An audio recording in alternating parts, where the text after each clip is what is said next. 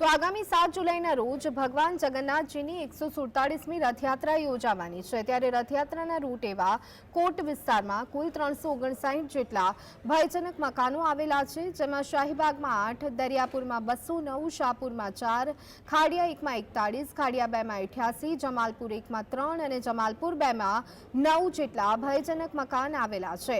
આવા મકાનોને કોર્પોરેશન દ્વારા નોટિસ ફટકારવામાં આવી છે। મહત્વની બાબત એ છે કે કોર્પોરેશન દ્વારા નોટિસ આપવામાં આવે છે, પરંતુ ક્યારેક કેટલાક લોકો આવી નોટિસને ઉતારી દે છે અથવા તો નોટિસ મળી નથી તેવું બહાનું બતાવે છે।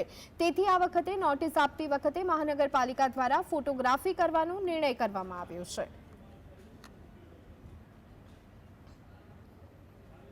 આગામી 147મી રથયાત્રાને ધ્યાનમાં રાખીને રથયાત્રાના રૂટ પર સર્વેની કામગીરી પૂરી કરી દીધી છે। લગભગ 362 મકાનો ભયજનકની કેટેગરીમાં આવે છે, એ લોકોને નોટિસ ઇસ્યુ થઈ ગઈ છે। સાથે સાથે અત્યાર સુધીમાં જે 4 મકાનોને તોડવાની પણ કામગીરી કરવામાં આવી છે અને આ કામગીરી સતત ચાલુ રહેશે।